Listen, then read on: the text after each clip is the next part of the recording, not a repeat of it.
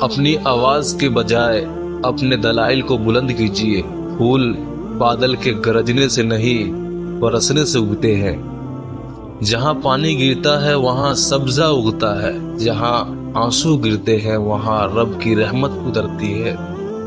تمہاری اصل ہستی تمہاری سوچ ہے، باقی تو صرف ہڈیاں اور خالی گوشت ہے۔ ایک بات سمجھ نہیں آتی کہ مسلمان موت ہی کیوں ایمان پر مانگتا ہے، زندگی ایمان پر کیوں نہیں گزارنا چاہتا۔ اگر تمہیں سب راستے بند نظر آئے تو وہ تمہیں ایسا پوشیدہ راستہ دکھا دے گا جس کے بارے میں کوئی جانتا نہیں ہوگا۔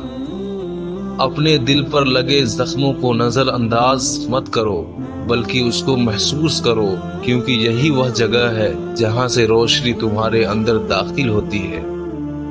اس سے کوئی فرق نہیں پڑتا کہ آپ کتنے زبانیں جانتے ہیں، دل کی زبان جاننا آپ کو اہل اور قیمتی بناتا ہے۔